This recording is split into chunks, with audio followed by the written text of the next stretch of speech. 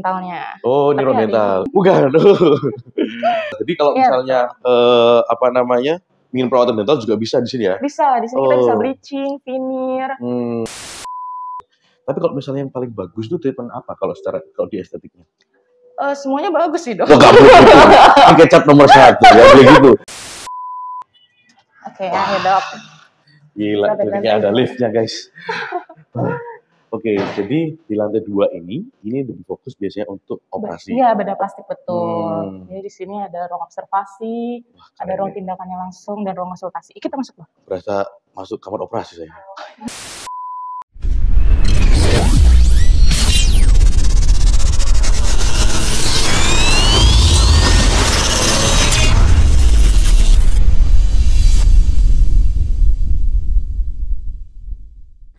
Guys, sekarang kita sudah di tempatnya biasanya Dr. Henry konten. Nah, sekarang saya nunut. Dokter, saya nunut tempatnya buat konten bersama dokter di sini. Ya, biasanya di sini ya sederhana aja ya. Oh, dokter terlalu merendah, guys. Nah, jadi sebenarnya waktu itu kita pernah ketemu kapan dokter pertama kali dia? Pertama kali di estetik ya. Tapi pertama kali saya ketemu dokter nggak lihat saya. Oh, kok bisa itu? Di mana tuh? Di YouTube. Iya. Iya juga sih dokter, guys. Tapi dokter lihat saya kok. Oh iya. Oke. Jadi saya tahu dokter di YouTube. Waktu itu saya tertarik untuk estetik itu apa sih? Karena saya udah 2000 berapa ya? Udah 10 tahun lebih bedah plastik. Oke. Cuma saya nggak peduli dengan estetik. Oh. Oke. Saya mau yang keren, yang potong yang skillnya yang oke. Iya. Jadi, tapi akhirnya saya tertarik sama estetik. Saya ngeliat di YouTube ada dokter, terus waktu kita ada pertemuan, saya ngeliat, wah ini yang di YouTube.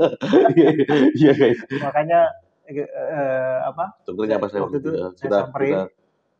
YouTube kan? Iya, makanya saya juga kaget. Saya juga kaget, guys. Nah, akhirnya gitu janjian ya, tapi udah lama ya. Iya, akhirnya kita kesempatan. Jadi, apalagi tadi kita mau ngulang. Betul, yang ngulang tadi dokter. Jadi kenapa kok dokter awalnya ini kan dokter pingin full di plastic surgery, terus tiba-tiba kok ada kepikiran jadi estetik gimana? Jadi dulu tuh saya tuh benar-benar 1 tahun tuh saya alokasikan tuh berangkat keluar. Oh, setahun belajar. Keluar. Oh, oke. Belajar.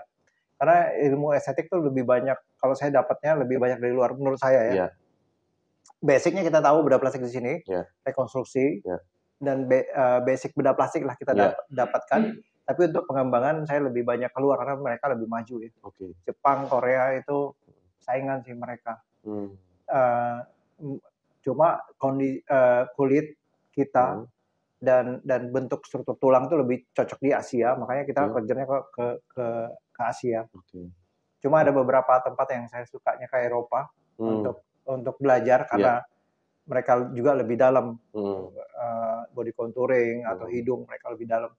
Tapi kalau di Asia karena keterbatasan karena memang bawaan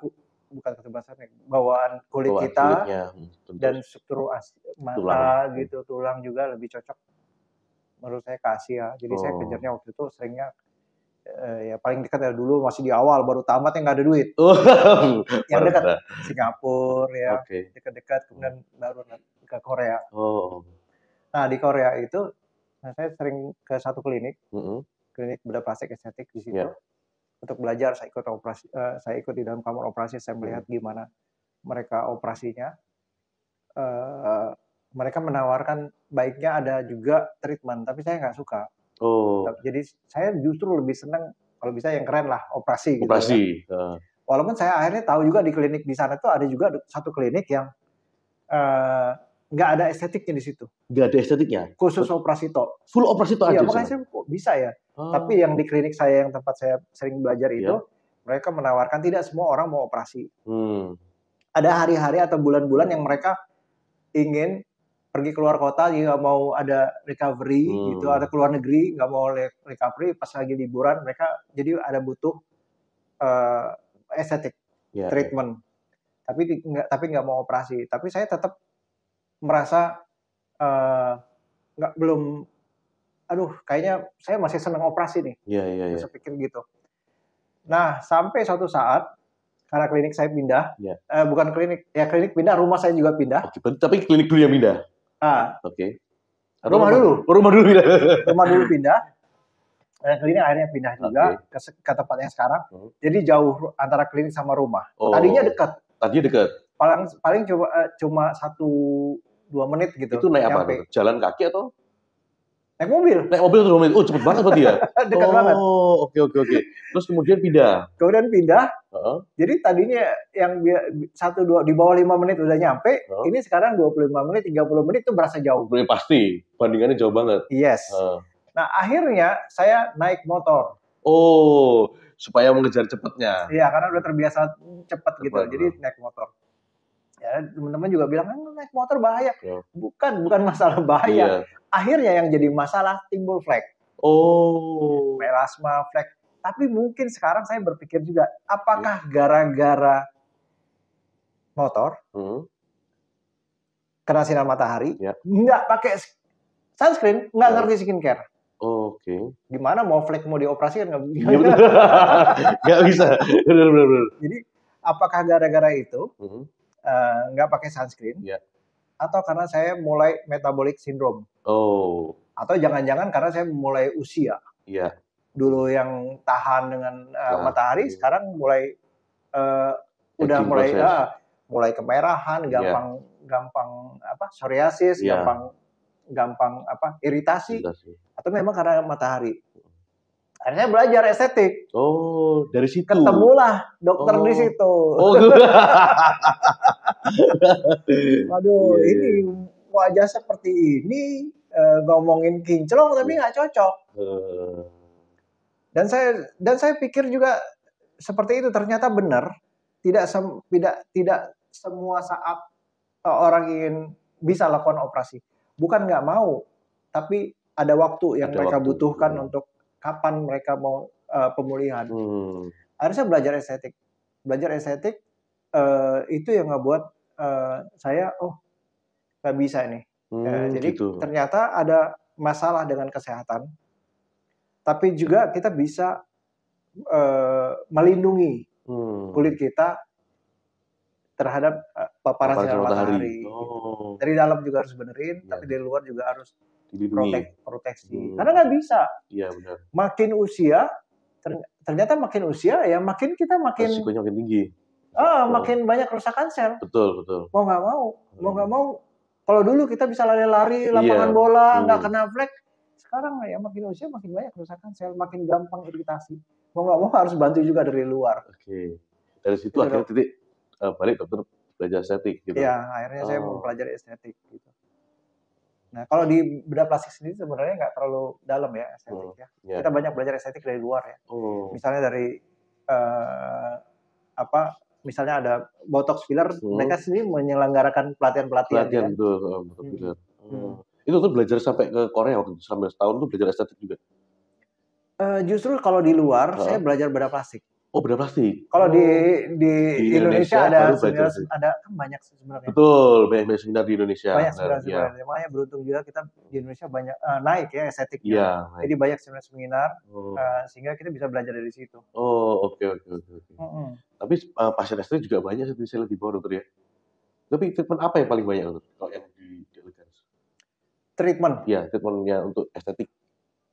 Menurut saya sama-sama yang lain ya, paling botox, filler, benang, paling itu. Masih kalau dipikir itu tuh treatment minimal invasif ya dok. Iya. Jadi favorit ya. Yes. Kalau skincare terus terang kita lagi masih sedang develop. Oke. Berarti habis ini keluar nih. Ya. Saya minta gratis. Lama udah berapa tahun. Saya minta gratis ya dok ya. Siap. Saya review deh, Siap. Iya. Tapi review juga kan. Iya. Tapi kira-kira kapan keluarnya dokter? Skincare-nya di Elegance. Namanya juga sama di Elegance atau namanya lain? Masih dipikirkan. Masih dipikirkan. Apakah brand Elegance atau nama lain. Atau nama lain nggak tahu. Oke. Enggak. Lebih cocok nama dokter Henry Skincare daripada saya. Approve by dokter Oka. Enggak. Saya nggak laku guys. Kalau misalnya di bedah plastiknya sendiri dokter di sini, itu treatment yang paling apa ya? Rame apa dokter di situ? Biasanya mata. Oh mata. Oh, bukan mata ini. Bukan mata keranjang atau bukan mata duitan dokter ya? bukan sebagai dokter mata, tapi dokter beroperasi kelopak mata, kantong mata biasanya. Kelopak mata, kantong mata, facelift gitu. Oh, itu yang paling rame blefaroplastinya berarti? Blefaroplasti, baru setelah itu hidung. Hidung, Hidung, baru facelift dan lain-lain. Itu biasanya kalau misalnya pasien mau melakukan blefaro, itu yang disiapkan apa sih mereka ini? Yang di rumah itu mereka harus ngapain dulu? Nah itu, Dok. Dulu kan saya berpikir operasi ya udah. Tapi akhirnya saya berpikir, saya berpikir, kenapa ada satu operasi yang dilakukan pada hari yang sama, tapi efek sampingnya beda. Akhirnya saya berpikir seperti itu gitu. Kenapa ini bengkaknya lama? Kenapa ini infeksi? Infeksi bisa jadi satu komplikasi ya dari komplikasi efek samping dari operasi. Nah, akhirnya balik lagi ke dapur. Ke dapur tuh artinya ke kamar operasi. Mungkin sterilisasi nih mesti lampu segala macam gitu. Mungkin alat-alatnya. Mungkin pada saat pengerjaan kita tuh harus betadinnya lebih banyak. Mungkin pos operasinya harus macam-macam obat yang kita kasih. Gitu. Mungkin tapi tetap aja dong. Nah, akhirnya kita waktu itu saya sempat berpikir ya untung-untungan. Risikonya mau nggak terima risiko? Sama kayak kita udah sekolah sekian tahun belum tentu sukses, nanti balik modal. Balik modal. Tapi risiko kan? Iya, itu risiko semua, betul. Risiko juga. Tapi masa sih nggak bisa, saya pikir gitu. Nah justru di COVID kemarin menurut saya beri berkah buat saya gitu. Kenapa itu? Kenapa ada orang yang bisa masuk rumah sakit, ada yang batuk-batuk pakai obat warung aja udah nggak masalah. Iya sih, banyak juga sih. Nah, makanya di situ baru saya kenal badai sitokin. Badai sitokin saya pelajari, kemudian saya pelajari juga metabolic syndrome. Akhirnya jangan-jangan gara-gara ini. Jadi level setiap orang ada level kesehatannya berbeda-beda. Nah ini ngaruh. Nah dulu saya nggak bisa seperti itu. Artinya kalau misalnya ada satu konsekuensi efek samping ke pasien, kadang-kadang ya dokter itu langsung kamunya jorok. Iya, kebanyakan. Iya kan? Betul. Ibunya miring tidurnya, makanya miring. Bapaknya begini gitu. Jadi langsung apa sih namanya? Nolak gitu, relaktan. Tapi kalau saya jangan salah saya apa ya? Saya pikir gitu. Oke lah. Akhirnya saya ngelihat basic level radang setiap orang berbeda. Makanya ada yang gampang batuk, gampang demam, ada yang gampang jerawatan, segala macam. Jangan-jangan ada masalah di dalam tubuhnya. Nah, harusnya dokter kenal dong. Dokter tuh harus kenal gitu. Kalau ini dikerjakan bakalan begini. Resiko. Baiknya kita beginikan dulu ya. Nah ini nggak kenal. Menurut saya kita tuh kurang kenal dengan itu gitu loh. Dan kita kedokteran kita itu selalu kedokteran hampir selalu. Saya dulu kan saya tamat dokter umum, saya ambil bedah umum dulu dok. Dulu gitu nggak ada langsung bedah plastik dulu ya? Ada. Cuma saya nggak kepikiran bedah plastik. Gitu. Karena menurut saya bedah plastik itu nggak keren. Begitu awalnya. Saya kepengen operasi buka usus keluarin patah tulang, wah seru. Makanya saya ambil bedah umum. Kecelakaan hancur, wah langsung bikin. Keren, yang ada tombaknya di usus dulu. Gitu. Yang ada panah, yang ada tombak, keren rasanya gitu di UGD itu. Nah, sampai suatu saat saya berubah gara-gara saya pikir operasi bedah plastik itu ya urusan sama ibu-ibu, pengen cantik, hidung mancung. Sampai akhirnya saya dulu ketemu bagian memang harus kan kalau di bedah umum kita harus masuk ke bedah plastik. Yang saya sebenarnya tunda-tunda dok. Gitu. Sampai baru saya karena kita bisa waktu zaman dulu masih bisa. Saya mau ini dulu, saya mau masuk bagian masih bisa gitu. Dulu bisa request ya kita mau bisa. Akhirnya saya masuk dan saya dapatkan pasien bibir sumbing. Pertama kali masuk di bagian bedah plastik. Yes. Memang itu kerjaannya. Iya. Bukan hidung sama mata gitu, bukan. Iya. Bibir sumbing. Begitu saya kerjakan, saya keterima pasien itu. Aduh rasanya gimana rasanya di dalam tuh? Aduh. Seneng banget ngelihat anak tuh begitu selesai dipeluk sama ibunya. Aduh.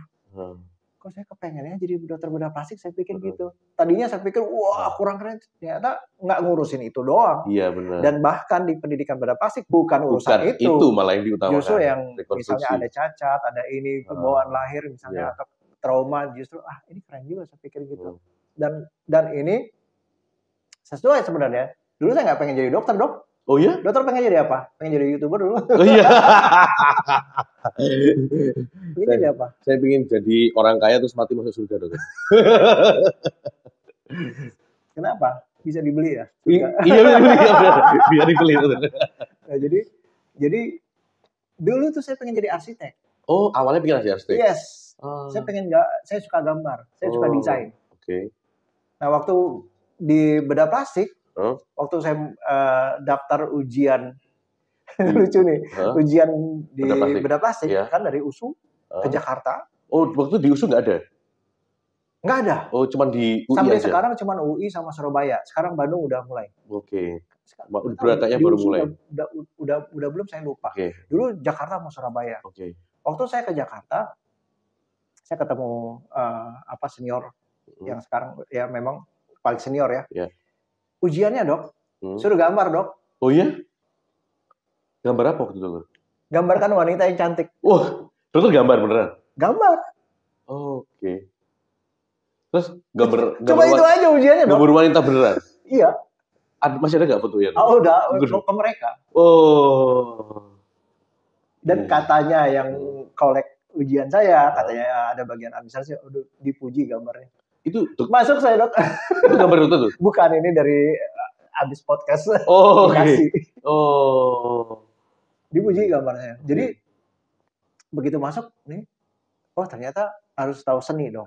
Iya. Di bedah plastik. Nah akhirnya masuk sampai mana tadi ngobrol? Kenapa sampai ke situ ya? Iya. Tadi Dokter masuk ke ini bedah plastik. Ditulisnya nggak apa, Dokter? Iya. Ditulisnya nggak apa, Dokter? Iya. Jadi sampai ini komplikasi ya. Oh iya, tadi komplikasi, betul yang. Nah, akhirnya saya jadinya masuk keterima bedah plastik dan menurut saya suka di situ bagian itu. Nah, kemudian saya pada saat COVID, balik lagi ya ke COVID. COVID ini bikin kita itu ternyata ada sorry. Makanya saya baru ingat.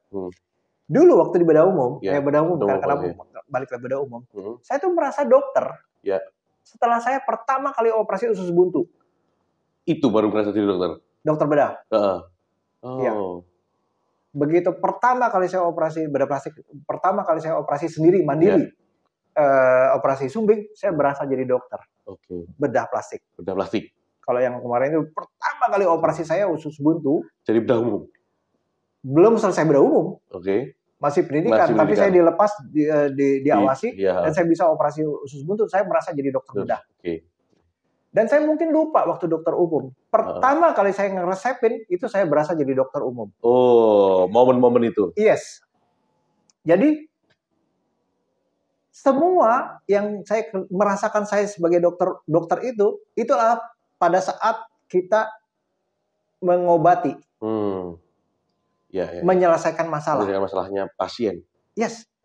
Kenapa dokter itu nggak fokusnya jangan ada masalah? Jangan sampai ini orang ada masalah. Seperti hari tadi dokter operasi yang waktu jangan sampai dia terjadi efek samping infeksi. Iya. Sama waktu kita pendidikan, ingat nggak? Iya. Itu kalau di neurologi, di ginjal, hipertensi, itu status tinggi-tinggi. Zaman dulu kan nggak pakai ini. Iya betul, pakai tulis-tulis biasa. Iya, ini pasien kok betah banget gitu. Iya kan? Iya benar. Jadi kenapa terus kita bangga, wah tensi berapa? Bagus. Oh, oke. Wah, terusin obatnya. Nggak selesai masalahnya. Jadi saya berpikir, oh ternyata kok jadi dokter tuh tujuannya mengobati ya, tapi tidak mencegah ini nggak terjadi lagi. Sehingga nggak usah datang lagi ke kita, nggak usah balik lagi gitu. Sehingga dia sehat. Iya. Tanpa obat. Iya. Gitu. Tapi kita nggak menyelesaikan masalah. Betul. Gimana caranya? Artinya ada radang di tubuh dia, terus kita operasi. Berarti kalau misalnya radang, terjadilah komplikasi dong. Komplikasi benar. Itu yang saya pelajari dari COVID. Oh, oke. Benar kan? Iya benar juga. Yang maju ke depan dokter dengan mungkin metabolic syndrome kita nggak tahu. Kita nggak tahu betul.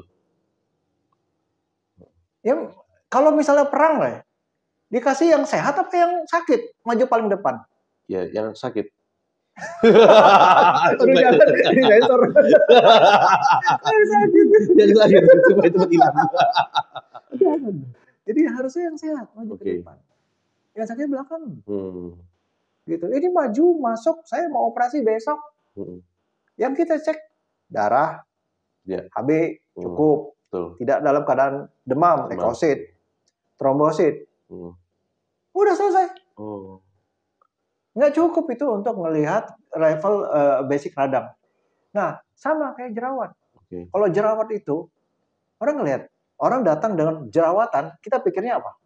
Ya bakteri, jorok. Iya. Ya kan? Iya betul. Bakteri jorok. Gitu. Ada orang datang dengan bau badan. Kita pikir, jorok banget, nggak mandi. Betul. Mandi dia. Iya. Yakin saya mandi. Nggak mungkin dia nggak cuci wajah. Pasti cuci wajah. Bahkan lebih sering daripada kita. Iya, yang tidak jerawatan. Nggak jerawatan. Betul. Tapi kenapa jerawatnya banyak? Sama kayak kita satu ruangan ya, zaman COVID dulu kan. Iya. Kita ada 5 orang, 10 orang. Wah, dia ketularan. Tapi kalau saya ketularan positif sih. Tapi saya nggak biasa-biasa aja. Maksudnya nggak sampai ke ICU, nggak sampai kemana-mana. Oh ternyata ada basic radang tubuh manusia yang berbeda setiap orang. Iya. Itu yang. Nah itu akhirnya saya pelajari. Jadi tadinya belajar bedah plastik, belajar estetik, sekarang saya belajar itu cure semua kan? Menyembuhkan semua. Sekarang belajar basicnya manusia, basicnya kita, basicnya kesehatan. Sehingga bisa mendukung saya mau lebih cantik. Saya mau facelift, saya mau kelopak mata, saya mau hidung misalnya, saya mau dagu, mau breast implant misalnya kan gitu. Basicnya benerin dulu. Basic bener baru naik level. Jadi kalau saya mau kinclong wajah saya nggak mau ada jerawatan, basicnya benerin. Bisa juga sekalian luarnya, karena estetik itu relatif lebih sedikit komplikasinya lebih nggak banyak komplikasinya dibandingkan operasi. Berarti kalau secara basic, apa yang dibenerin dokter? Kalau dokter bilang tadi? Kesehatannya, Mas. Misalnya, contohnya? Ya, misalnya gini, kita kan nggak tahu ya, sebenarnya melihat orang sehat apa enggak? Iya, betul. Nggak bisa lihat dari mata. Kadang-kadang bisa. Ya, betul. Datang wajahnya udah apa. Ya. Tapi kita juga belum tentu bisa juga. Betul. Full. Jadi kita mesti lihat dari laboratoriumnya. Mungkin dari luar kita bisa lihat ya, wah ini jerawat. Kenapa ada jerawatan? Kayak tadi ada yang datang. Kalau ada jerawat di sini, saya bilang gitu. Iya dok, ya maklumlah dok. Saya lagi itu wanita ya wajar lah. Enggak, itu nggak wajar. Basic radang dia di sini, harusnya di sini. Basic radang di sini. Begitu dia menstruasi, itu nambah basic, nambah radangnya keluar. Keluar di situ. Jadi diusahakan serendah mungkin tubuhnya stres. Stresnya serendah mungkin, sehingga dia kalau dapat satu stres, dia masih punya jarak untuk ke situ gitu. Nah, dari laboratorium kita cek, ya kan, HbA1c, kadang-kadang insulin fasting, kadang-kadang fungsi ginjalnya. Karena banyak juga dok, badannya bagus dok, berotot, rajin nge-gym setiap hari, tapi cek filtrasi ginjalnya drop. Ureum kreatinin naik. Begitu ureum kreatinin naik, terus dia bilang saya minum suplemen protein. Dia bilang gitu, enggak, fungsi ginjalnya masalah. Tapi saya biasa aja. Dia nggak kerasa? Nggak berasa. Nah itu namanya inflamasi kronis. Nah itu yang sering terjadi dok. Makanya sering kita dengar, wah tiba-tiba stroke. Padahal badannya bagus, rajin olahraga. Karena manage stresnya kurang, terlalu stres badannya, tapi inflamasi kronis. Kronik inflamasi. Jadi kronik inflamasi, basic inflamasinya tinggi. Kronik. Kalau akut inflamasi, misalnya kita kebentur, atau misalnya dokter melakukan laser, itu akut. Akut. langsung kelihatan inflamasinya. Set, langsung inflamasi, tapi dia balik lagi ke basic. Betul, karena basic inflamasinya nggak tinggi. Nggak tinggi, betul. Nah, tapi kalau misalnya basic inflamasi saya tinggi, aduh gampang banget dok. Begitu basic inflamasi saya tinggi, naik motor, panas-panasan, ya udah, keluar lah. Karena kulitnya sendiri udah radang. Sebelum kepapar memang UV, udah radang duluan memang. Udah, cuma nggak tercetus. Begitu dia menstruasi, langsung tercetus. Begitu dia, jadi untuk kalau menghindarinya gimana betul? Mesti lihat lifestyle-nya. Lifestyle itu penting banget. Makanya akhirnya saya tadinya plastik surgery, sekarang saya bikin holistic plastic surgery. Jadi nggak melihat plastik surgery dari segi cure-nya aja, tapi keseluruhan kita mesti lihat. Jadi banyak. Jadi pasien di sini mereka bukan hanya untuk direkonstruksi plastik surgery aja, tapi dokter juga melihat. Oh iya dong. Secara holistik. Iya. Supaya hasilnya juga bagus. Hasilnya bagus. Jadi hasilnya didukung dari basic inflamasi di tubuhnya. Jadi banyak yang kaget gitu. Di luar kota, ada di luar pulau gitu. Lihat, wah ternyata saya gula darah tinggi tuh.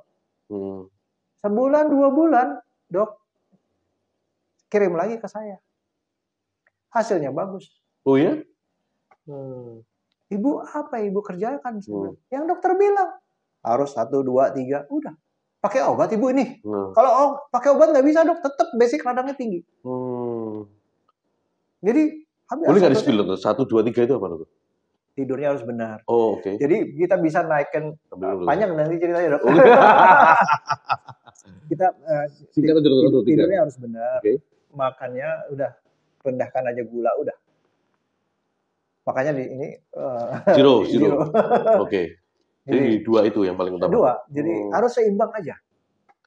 Kalau saya masih suka makan makanan tertentu dan itu tinggi gula, ya kita seimbangkan dengan puasa, intermittent fasting. Tapi jangan lupa intermittent fasting itu bentuk stres ke badan. Kalau nggak terbiasa justru makin breakout. Kulitnya makin kemerahan, makin ini. Jadi semuanya harus harus pelan-pelan. Pelan-pelan. Jadi kalau tidurnya cuma 3-4 jam, jangan olahraga. Radang badannya. Iya benar. Wah tidur 3 jam, besok saya jadwal nge-gym. Jangan. Ginjalnya masalah, oversympathetic namanya dok. Iya. Oversympathetic activity. Akhirnya saya berpikir ke situ, belajar ke situ. Dan banyak banget manfaatnya menurut saya. Jadi kita bisa menghindari yang begitu-begitu gitu loh. Dan nggak yang susah itu dok. Manage stress. Manage stress? Iya. Nggak susah? Susah. Oh jelas lah dokter. Semua orang. Saya bukan nggak bisa tidur dok. Bukan nggak mau tidur dok. Saya nggak bisa tidur. Nah itu. Banyak orang kayak gitu. Susah. Iya. Ini beberapa hari yang lalu ada yang bilang, kenapa dok saya kepengen melakukan facelift? Karena suami saya selingkuh. Mau gimana? Iya benar. Problemnya dia di tidur, jelek metaboliknya. Darahnya itu nggak bagus, tensinya tinggi, problem di ginjal. Ibu makanan nggak masalah bu. Kalau saya ngelihat makanan nggak masalah, tapi tidurnya. Akhirnya dia ngaku begitu. Susah dok. Iya benar. Saya mau ngomong apa coba kalau di situ? Urusannya mau jadi konseling. Konseling pernikahan. Iya. Susah, makanya kadang-kadang dok, kita tuh harus memang perlu menurut saya psikiater tuh perlu. Betul. Tapi kalau saya bilang saya nggak ada masalah dok, tapi saya memang susah tidur. Biasanya tidur jam segini sampai jam segini. Ya kalau bisa jadi kita udah terbiasa dok. Ya. Terbiasa olahraga kan nggak enak. Ya. Terbiasa tidur 8 jam, kalau cuma tidur 3-4 jam waktu kita koas dulu. Iya. Wah enak. Benar. Badannya langsung nggak enak, langsung radang. Ya. Terbiasa tidur 3 jam, 4 jam, disuruh tidur 6-7 jam, nggak bisa juga. Betul. Nah akhirnya karena kita perlu dibantu sama obat. Untuk biasakan lagi. Supaya kita membiasakan tubuh kita jam segini mulai ngantuk, jam segini mulai bangun. Makanya itu kan namanya kebiasaan ya, Dok ya. Iya. Orang bilang jam biologis, jam segini mulai tidur nih. Jam segini walaupun tanpa alarm dia bangun. Iya, benar. Ada jam biologis. Iya. Tapi kalau udah terbiasa bertahun-tahun bahkan puluhan tahun, mau nggak mau harus dibantu sama obat. Susah banget. Nah, yang ngasih obat siapa? Obat tidur. Psikolog kan nggak boleh. Nggak bisa. Psikolog nggak bisa, psikolog ya. Psikiater dong. Betul. Ya ibu kok psikiater? Wah, dikira orang gila. Wah. Itu dong. Iya. Masa saya bedah plastik ngasih obat tidur? Iya. Jadi pertanyaan. Iya. Betul. Aneh dong. Iya, benar. Masa dokter bedah plastik atau dokter umum lebih banyak merasakan obat tidur daripada psikiater? Zaman saya dulu begitu, Dok. Zaman saya dulu. Iya. Waktu saya masih koas di neurologi, dokter-dokter itu internet kok ngasih obat tidur. Terus psikiater buat apa? Iya, benar. Pasti ada sesuatu, walaupun nanti psikiater nggak sempat juga ngobrol panjang ya kan. Betul. Akhirnya larinya ke psikolog, tapi yang menurut saya lebih kompeten mereka ngasih pilihan obatnya dan lain-lain. Iya. Jadi berarti di Elegance ini pasien-pasien ini datang itu dokter mesti screening dulu. Oh iya. Harus. Banyak, Dok. Banyak. Bahkan yang masih umur 29 tahun HbA1c udah prediabetes. Masalah di ginjal. Iya. Masalah di liver. 29 tahun. Dan nggak gemuk, Dok. Oh iya? Dia tidur. Oh, tidur masalahnya? Tidur doang. Oh. Dan manage stresnya setelah tidur. Jadi, 1 bulan langsung bagus. 4, HbA1c. Kaget saya. Kenapa? Dokter ngomong 1, 2, 3. Ya tadi 1, 2, 3 tadi. Iya. Dan akhirnya dia pakai obat psikiater. Nah, jadi pertanyaan juga kan? Iya. Ini kita nggak ada yang psikiater, tapi kita ngobrolin psikiater. Jadi pertanyaan, sampai kapan saya pakai obat ini? Itu kan, obat itu. Sebenarnya itu bukan bagian kita ya. Cuma gini, ada yang datang ke klinik, ya kan dok? Iya. Datang, kita lah dokter. Iya. Datang jatuh di depan, ada luka. Ada 2 nih, dinasehati, ngomongin agama, ngomongin psikologi atau obati? Ya, obati kalau kita sebagai dokter pasti obati pasti. Iya kan? Pasti tindakan pertama.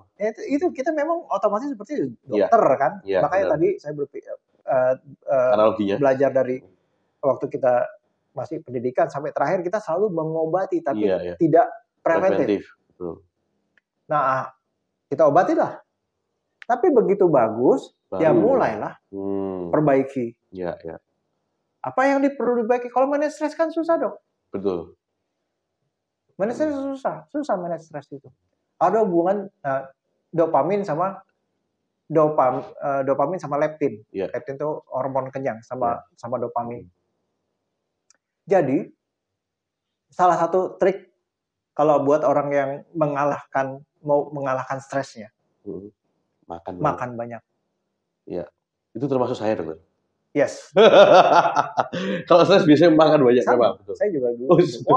Saya dulu berapa beratnya? 100, Dokter. Oh, saya 90 dulu pernah. Oke. Jadi itu waktu COVID kemarin. Oh. Pagi sarapan di rumah. Sampai sini jam-jam 10 kopi 3-in-1. Iya. Siang makan siang. Habis itu operasi. Operasi panjang 45 jam. Oke. Di tengah operasi saya keluar makan dulu. Mie instan pakai telur. Terus habis selesai operasi, saya makan di sini.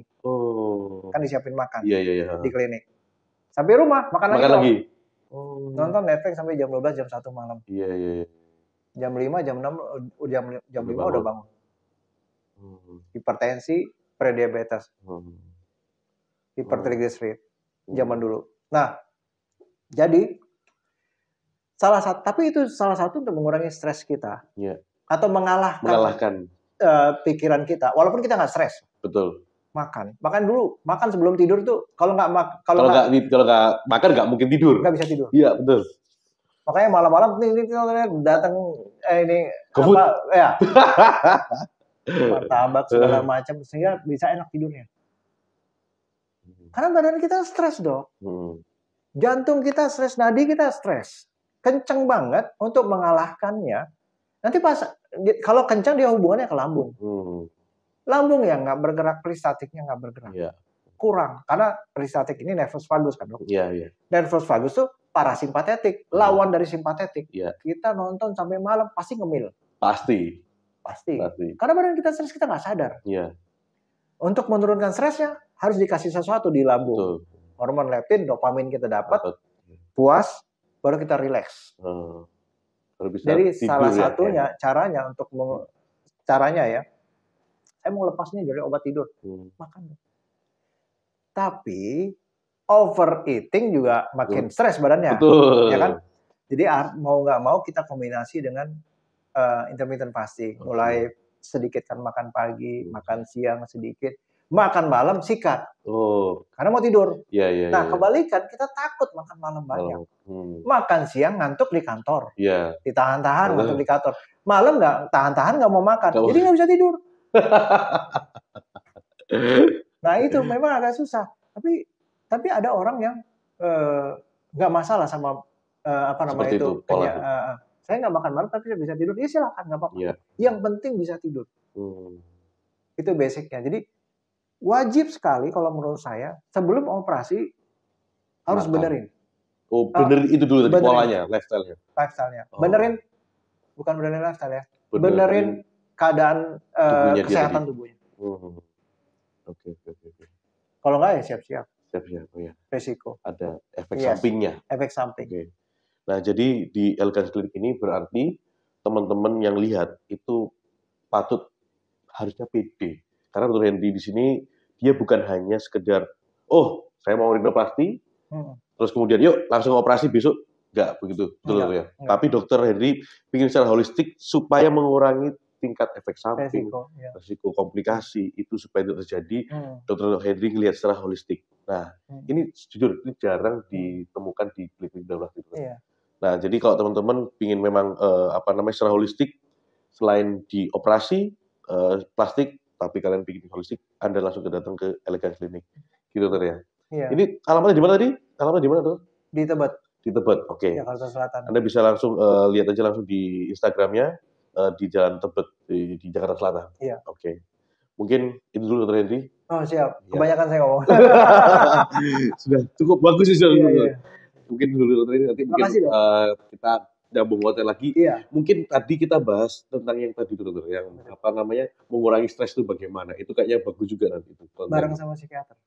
Oh iya. Itu bikin. Betul. Siap. Ya, oke, kita Dokter Henry ya.